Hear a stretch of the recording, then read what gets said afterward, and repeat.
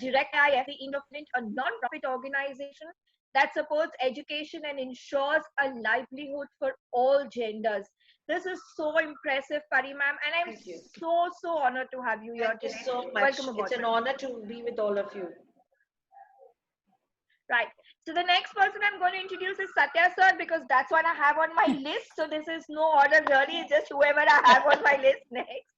And Satya sir, we introduced you the other day also. My IGM team and my biomedical students are all in awe of the work that they've done with you. They won a bronze medal because of your entire inspiration. So I'm going to formally welcome you now.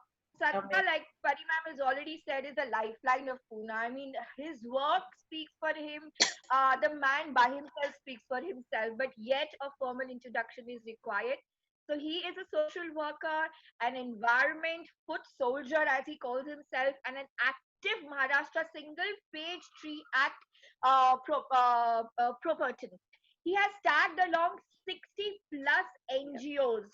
That's huge. I mean, 60 plus isn't a small number that you can just count on your fingers to serve for various causes such as the new LAWW, that is Land, Air, Water, Waste, and an I Volunteer Award national finalist. That's amazing. He's been rallying to lead the Red Dot campaign, which even Otsar this year went ahead and did a lot for that, sir.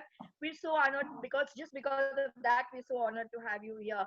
Dignity of labor issue of the 1600 Swachh workers. During the time of COVID, he has collaborated, led, and operationalized different relief efforts for the COVID-19 situation around Maharashtra, serving migrants, transgenders, Adivasis, senior citizens. And I know because we are on that group and I see Pari ma'am and Satya sir and Geeta ma'am. And I know there is the other one, I can't remember her name, Pari ma'am, the one who's Samaira, right? Yes. She's also someone Yes. who works at. So I know that Satya sir has actually been doing all of that. Yes. This time, he's actually managed to send out 35,000 food packets across Yes. Pune, Absolutely. 65,000 across the state, and 14.91 lakh across India. And this is just to name a few. I'm sure it's still in the counting, Satya sir. So these cannot be just the end of the counting of the numbers. He strongly Absolutely. believes in volunteers, and his net worth is the network in the field of social work. Satya sir, we are too small in NGO for the kind of work that you do, but we really welcome you aboard and thank you for coming here today. Thanks a lot. Thanks a lot.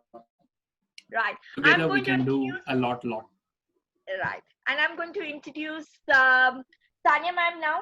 She's a founder of Hamjoli Foundation. I love the name, Sanya ma'am. Hamjoli is such a pretty name to have. It's a social initiative primarily working towards creating awareness about menstrual hygiene and health with a tagline which screams loud periods. Sharam nahi shamta hai. Hamjoli is all about spreading precise information and education, eradicating period poverty, and breaking taboos and myths associated with menstruation. So much of what we are talking for the last 1 week. So welcome aboard, Sanya ma'am. It's so good to have you here. Thank you. Thank you. Geeta ma'am, they say we keep the best for the last, so you're definitely one of them. She's so simple and yet so much. When I introduce her, you will know. Again, a very powerful lady. Dr. Geeta Bora has done her PhD in computer science and is an awardee of the Samaj Seva Ratna and the PDA Hero of India. She is a technocrat, social activist, social entrepreneur, and an author. I am so waiting to read that book, Geeta ma'am. Recently received BT Sahitya Academy. Academy? Is that what it is, Geeta ma'am? Sahitya Akademi. Okay. On a book, Moon Time on Menstrual Health and Hygiene for Young Girls. She was also one of the core team member of Padma Bhushan Vijay, Dr. Vijay Bhatkar, also known as the father of Indian supercomputer. Geeta ma'am, I can keep reading like this, but let's talk about your foundation right now. And what is your foundation called, ma'am? Sferule Foundation. Annual Foundation, right? And it's rigorously working towards women empowerment, menstrual health, hygiene, malnutrition, gender equality, sexual harassment, and child sex abuse. That's really huge. I think you guys also made it to the Guinness World Record, and now they work in 11 different states and have 700 plus dedicated volunteers with only one mission: improving life one breath at a time. Welcome, Geeta ma'am. Thank you. I'm also going to take this opportunity to introduce two very special people that we have on this call today, a part of the OTSA's managing committee. We have Mrs. Ketal Mehta. She's a part of she's been working in the finance sector, and she's been based off the US for the last 21 years. She's a managing committee member with our NGO and has designed our senior citizen program as well. So welcome, Ketal. Before I Thank hand it over, you. I'm going to introduce Urbez as well. Urbez is our techie guy, our social media guy. So all these Zoom links and everything, and recording it and everything, all this goes with is all handled by Urbez. So welcome, Urbez. Thank you, ma'am. And I'm going to hand it over to Ketal now. So Ketal, if you could go ahead. Yeah, sure. First of all, welcome aboard. Thank you so much for being a part of this meeting. I'm so honored. I hear the tall order of work that you have been doing. It's an absolute honor, and I'm in awe of all the work you did. As Sumira was reading it, I was in shock actually to understand how you guys managed to do so much, together, collaborate and do it. So it's an absolute honor. So as part of what we do at OTSER, in fact, currently we were just, Sumira and I have just started working on this project for menstrual hygiene. And that's something, Dr. Sania, that we would like to collaborate with your NGO for this purpose. To begin with, actually, we have a school that we are working on for their education. It's St. Anthony School. It's in Pulgate, right, Summi? Quartergate.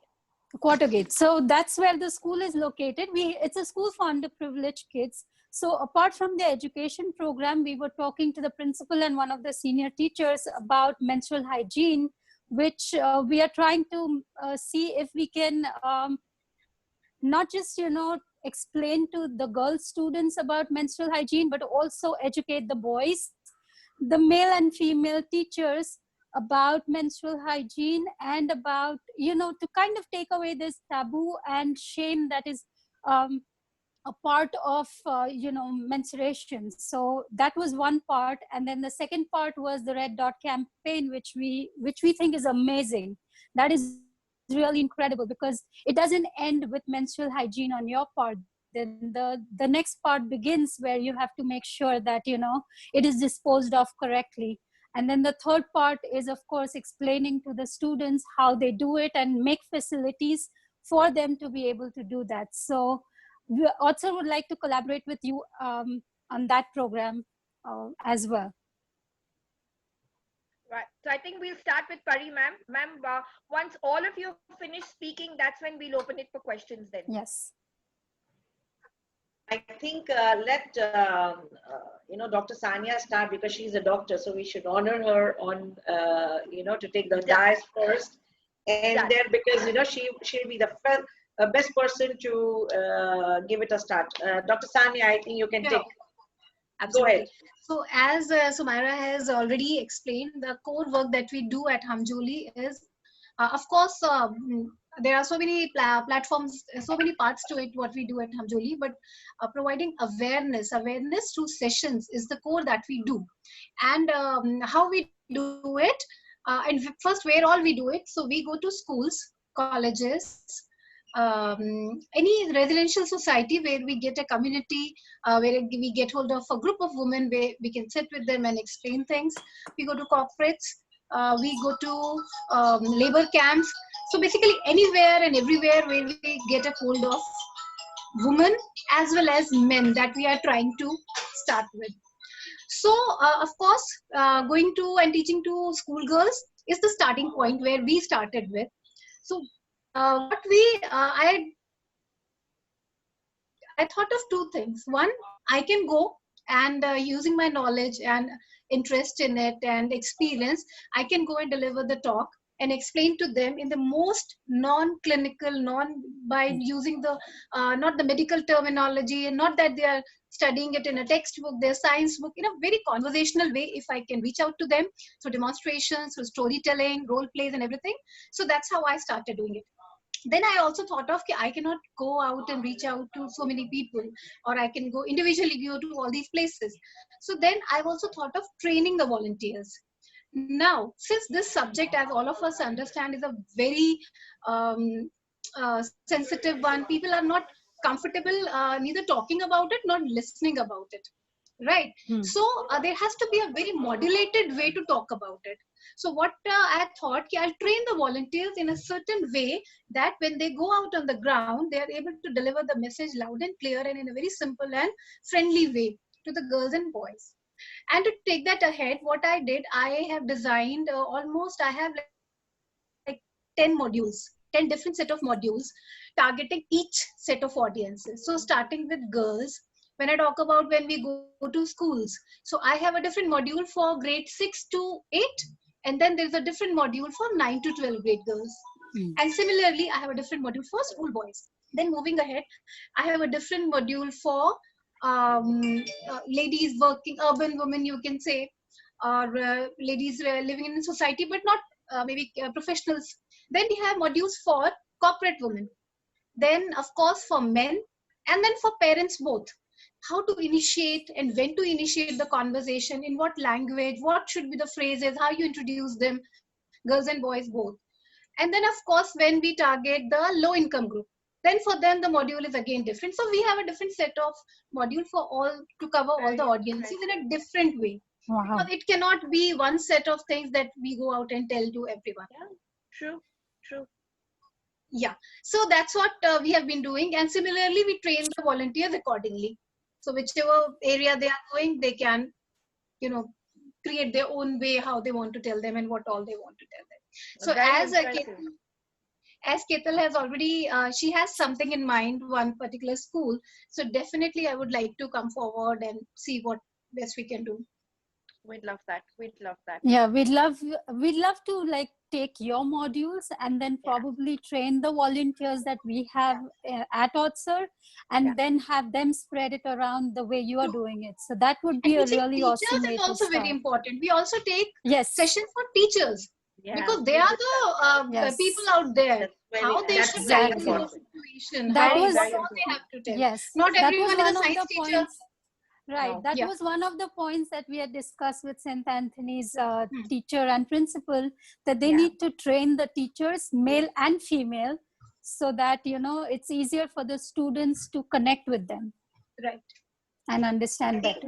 I think I'll just put it over here. I think psychologically also, when the girl is going through the periods, there's a lot of psychological issues and problems. So I think those are the kind of things that, Dr. Geeta, that there is, I think Dr. Arva, I mean, not Dr. Arva, but Arva, we have another, foundation who takes care of all these aspects. So if we have a synergy and a collaboration with all the kind of things, so I think that really would make a really impactful program as a session that we can really introduce in all the schools. And I feel it is very, very important.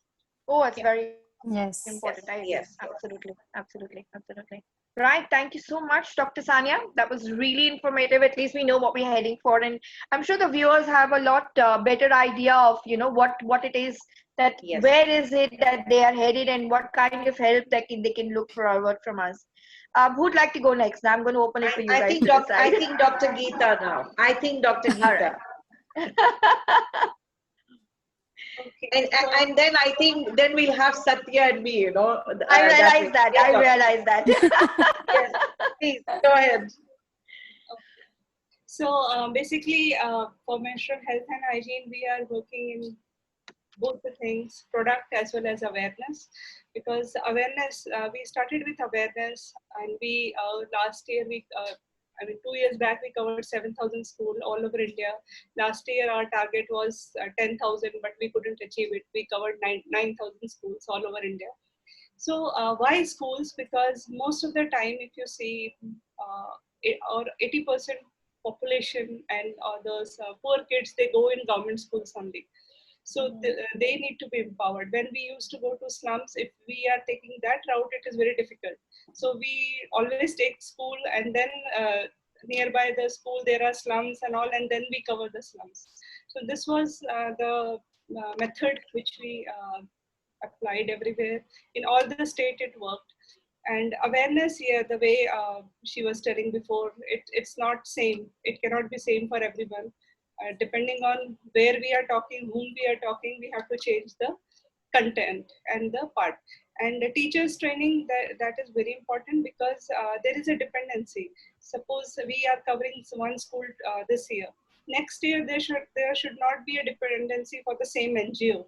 So we always think, okay, this year if we have covered the school, next year there should not be any dependency. They should be able to continue that program. And that is why we design teachers modules.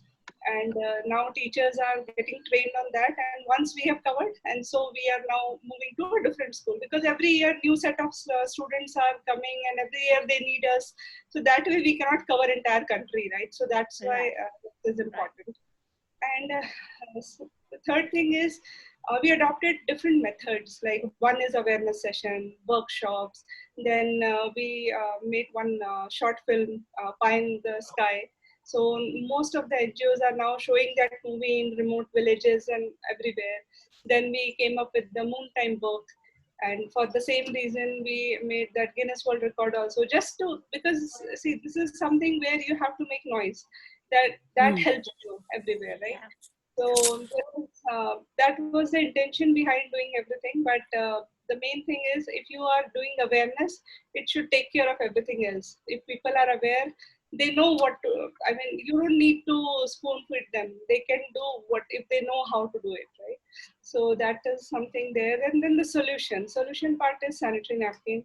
So we explored different types of product, and then we realized, okay, this is something we should go with. Today or tomorrow, people will realize biodegradable is the only option for our country, at least. We are not US or where we have big things, or we can go to menstrual cup. These are the two different options we have.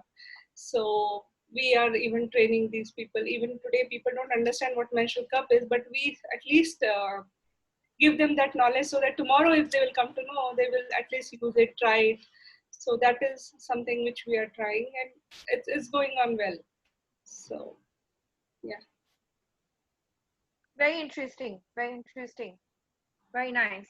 So I, you know, when you were talking, I was also thinking of all the things that we can actually do together. But like Pari ma'am said, if we all come together, I think the synergy that we'll create will be so much more. We'll come back to you with that thought, Geeta ma'am. Satya, we can't wait to hear you.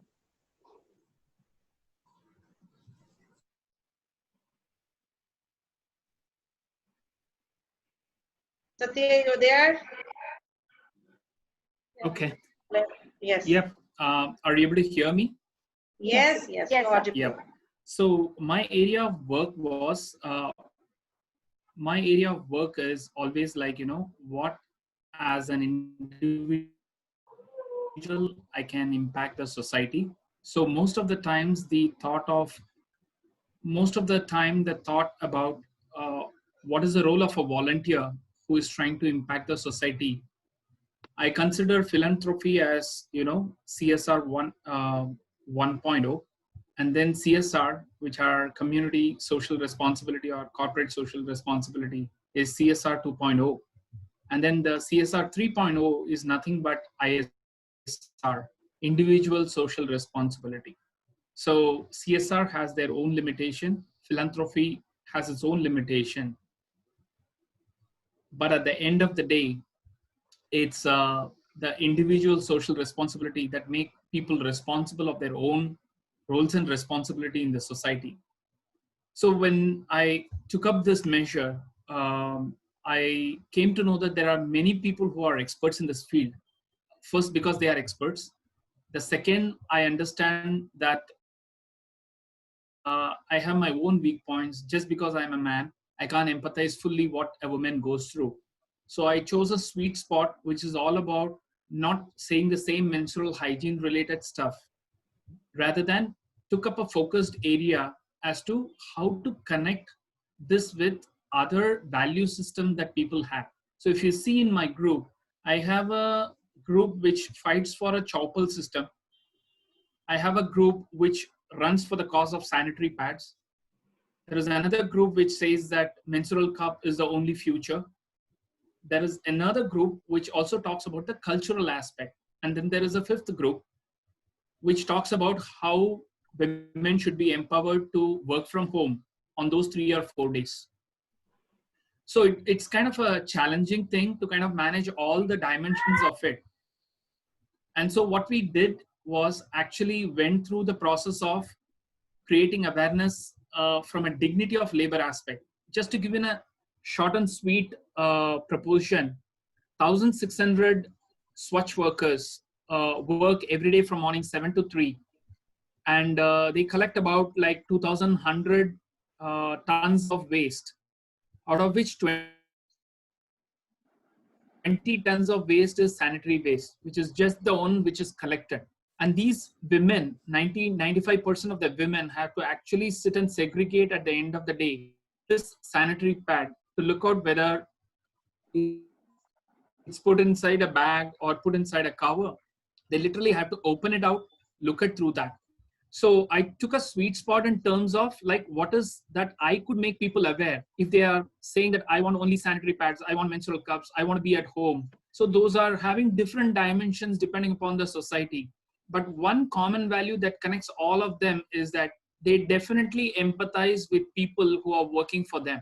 So if actually there was an experiment, I took my kid to Hadapsar garbage depot and I asked her to move out a sanitary pad. She said, "No, Papa." And then I said, like, "I will do it on your behalf." She says, "No, Papa, you can't do it because we love you."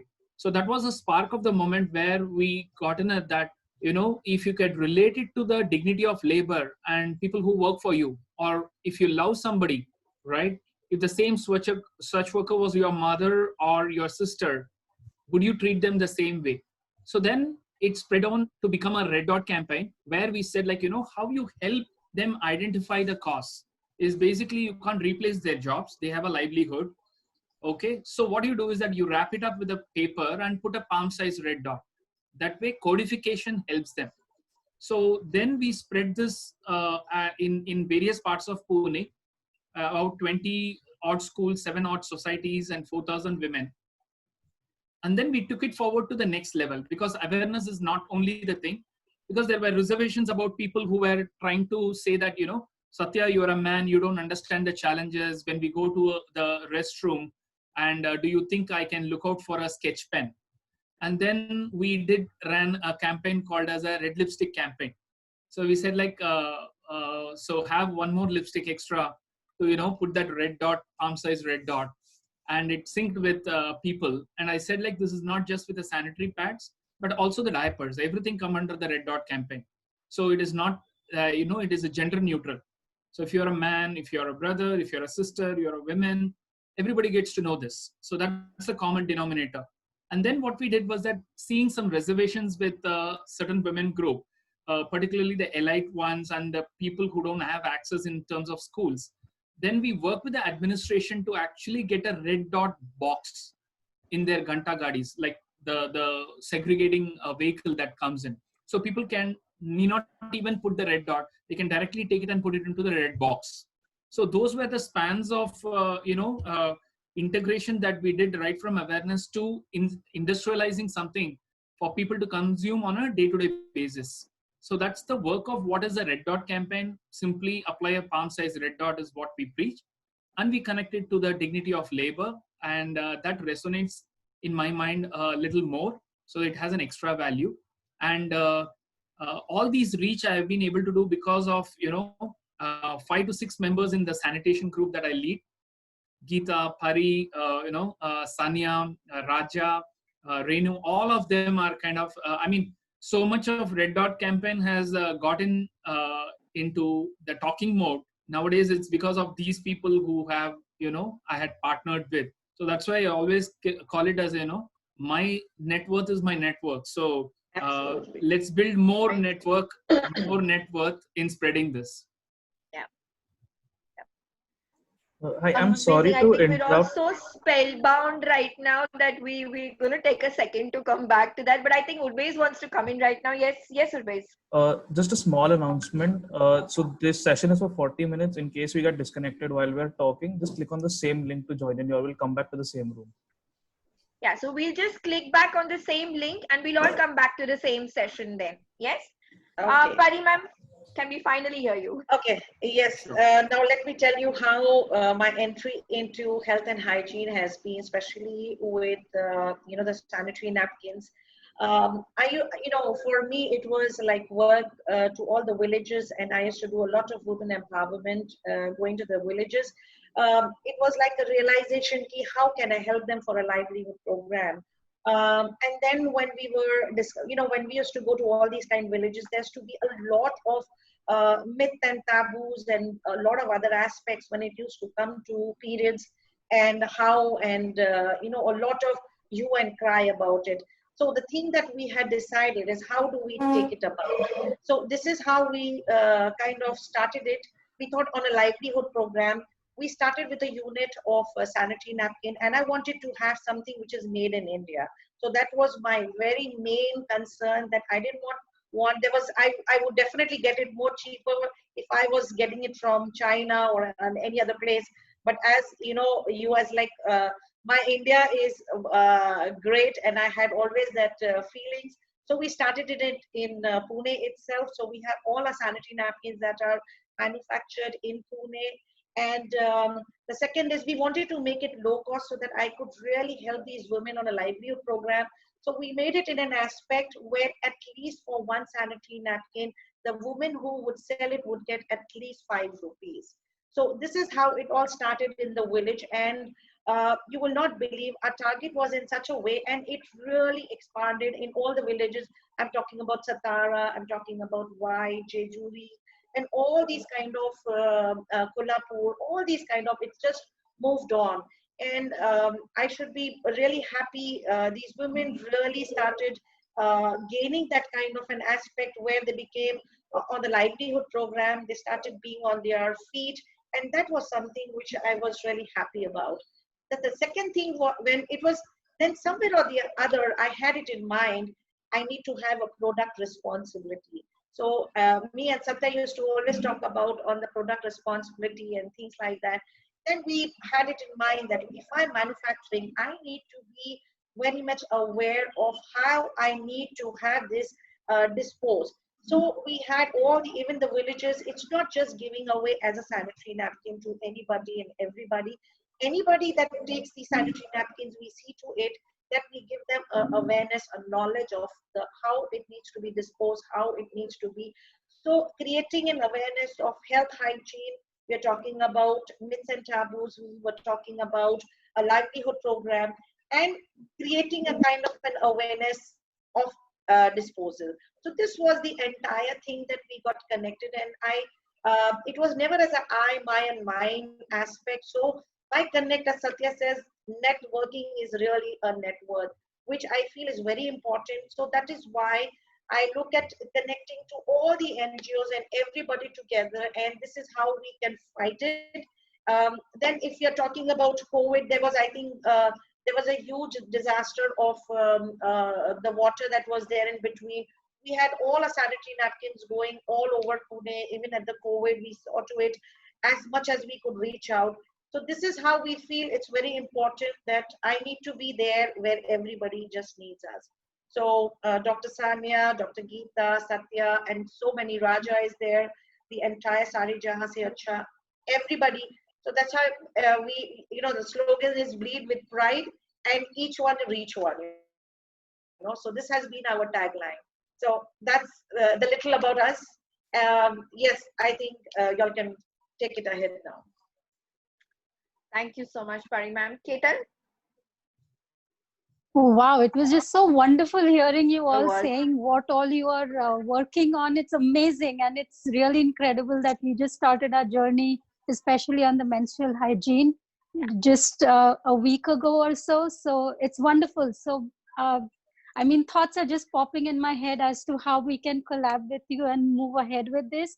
So, Sumira, we have the Bandini program, right, for women empowerment, Yes, where we do. We so do. we can collab Bandini and the menstrual hygiene together. Sure. Is that a good thing? Like, would you Yeah. agree with that? Absolutely. So Bandhani is a program where we want to bring in women who've taken a break, whether in where they've gone in for family planning or whatever, and now they want to get back. So we want to give Bandhani a platform where every woman can actually come back and start a career